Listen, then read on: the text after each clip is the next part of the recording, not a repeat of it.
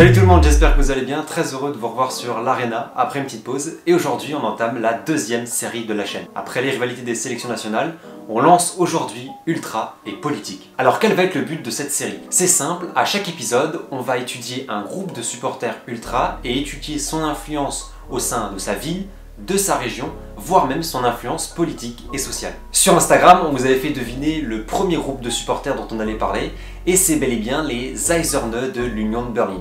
On file tout de suite en Allemagne à la découverte de ce groupe ultra, symbole de la résistance est-allemande. Très rapidement, afin de bien comprendre de quoi il est question, petit rappel historique de la situation de l'Allemagne. À la fin de la Seconde Guerre mondiale, l'Allemagne est occupée par les puissances qui ont gagné la guerre. Très vite, deux Allemagnes se créent, la RFA et la RDA. La réunification en 1990 fait renaître une seule Allemagne, mais n'efface pas les 45 années de séparation. L'Est allemand est en retard économique et plus pauvre que l'Ouest qui est riche et développé, se met en place des clichés entre les deux parties de pays, mais surtout une rivalité entre l'Est et l'Ouest. Fondée en 1906 puis refondée en 1966 à Berlin et donc en RDA jusqu'en 1990, l'Union de Berlin est un club de l'Est pur et dur. Ses plus fervents supporters sont appelés les Eiserne. Eisen en français ça veut dire le fer, donc Eiserne cela veut dire ce qui est fait avec du fer.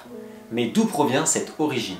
Historiquement, l'Union de Berlin est un club populaire. D'ailleurs, les joueurs étaient surnommés les mécaniciens. Et puis au XXe siècle, comme on l'a vu, l'Allemagne était séparée en deux, justement par le rideau de fer qui délimitait les frontières de la RFA et de la RDA, comme le mur de Berlin séparait Berlin-Ouest de Berlin-Est. Ainsi, Eiserne renvoie au passé historique allemand, scindé en deux par le rideau de fer. Eiserne est repris deux fois dans ce club. D'abord, Eiserne Union, c'est le nom de l'hymne du club. Eiserne, c'est le nom que l'on donne plus généralement au groupe de supporters de l'Union de Berlin. Eiserne Union est une union de fer cimentée par le poids de l'histoire. Il suffit de voir le combat et les luttes politiques qu'ont mené les supporters du club dans les années 70, où ils affichent un rejet de la RDA. On affiche des banderoles de protestation assez massives sur lesquelles on peut lire notamment « Faites tomber le mur » en référence au mur de Berlin. De plus, les supporters de l'Union manifestent en tribune contre la Stasi, la police politique de la RDA, qui soutient elle le Dynamo, le club du régime. L'Union est composée d'activistes, de punks et de nombreux dissidents est-allemands. Ce brassage et cette force contestataire ont forgé, dans un premier temps, l'identité du club. Mais maintenant que la RDA n'existe plus et que l'Allemagne est redevenue une, on aurait pu se dire que les ultras de l'Union de Berlin, les Eiserne, seraient rentrés dans le rang. Mais bien pas du tout, c'est tout l'inverse. Si au XXe siècle, l'Union de Berlin était le club dissident et un opposant politique à la RDA, il est aujourd'hui le véritable représentant de l'identité est-allemande. En effet, on en a brièvement parlé au début, la réunification n'a pas réussi à unifier les Allemands. Elle a même pu exacerber les tensions entre l'Est et l'Ouest. C'est pourquoi aujourd'hui, l'Union de Berlin et les Eiserne sont des vrais représentants de l'Allemagne de l'Est. Il est possible de lire dans l'hymne du club « Wir lassen uns nicht vom Westen kaufen », nous ne nous laissons pas acheter par l'Ouest. Il y a donc cette revendication assumée de l'identité est-allemande dont les Eiserne sont un peu l'étendard. Il suffit de le voir lors des derbies contre le Hertha Berlin, l'autre grand club de la capitale. Le Hertha, c'est un club de Berlin-Ouest qui n'a donc pas connu le régime communiste de la RDA. Il y a donc une grande différence historique et sociale entre les supporters de l'Union et ceux du Hertha.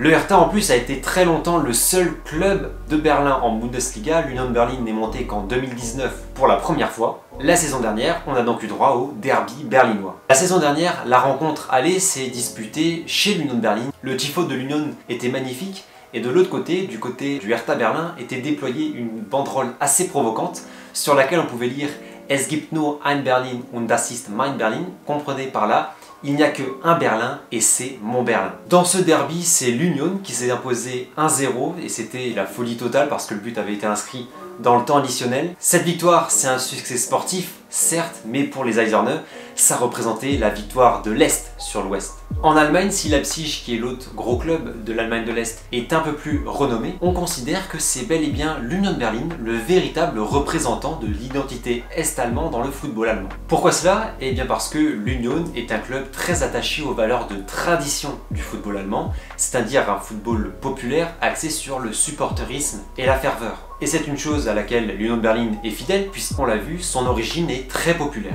A l'inverse, Leipzig n'est pas un club imprégné de ses valeurs, un peu comme Hoffenheim. Vous avez peut-être vu en février 2020 des interruptions de matchs en Bundesliga liées à des banderoles insultantes déployées à l'encontre de Dietmar Hopp, l'homme d'affaires accusé d'avoir investi massivement dans le club de football d'Hoffenheim. Pour revenir à Leipzig, vous savez que c'est un club détenu par la firme Red Bull. Ça veut dire que l'argent circule plutôt bien dans cette équipe. Et en Allemagne, on n'aime pas du tout ça. Les Eiserne et de nombreux autres ultras allemands ont participé à des vagues de protestations anti-Leipzig qui est surnommé Club Plastique.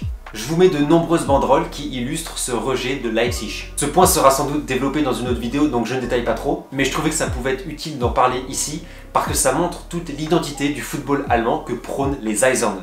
On s'approche de la fin de la vidéo, elle aurait pu durer davantage parce qu'on aurait aussi pu dire que les Eiserne ont participé à une vaste campagne de don du sang en 2004 qui a permis de sauver leur club de la faillite. On aurait pu parler aussi de l'ambiance du stade des Eiserne qui est une des plus belles ambiances d'Allemagne, assurément. Mais voilà, j'avais pas non plus envie que la vidéo soit trop longue. En tout cas, l'Union de Berlin est vraiment un club fascinant, qui est très spécial, et les Eiserne sont eux des supporters qui sont une partie intégrante de ce club et de la vie du club. Voilà les amis, c'est la fin de ce premier épisode d'Ultra et Politique. J'espère que vous vous serez régalés. Je compte sur vous pour bombarder la barre des likes, c'est bon pour le référencement.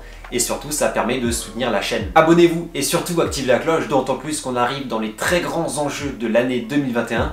Je vous mets une petite fiche en haut si vous avez loupé cette vidéo. On se retrouve aussi sur les réseaux sociaux, Twitter, mais surtout Insta. Le nom s'affiche en bas de votre écran et tous les liens sont en description. Il y a aussi une question débat que vous pourrez trouver en dessous en commentaire épinglé. Partagez-nous aussi vos idées d'ultra et de supporters qui ont une influence. Vous pouvez les mentionner en commentaire et on en fera peut-être une vidéo. Je vous dis merci pour votre fidélité.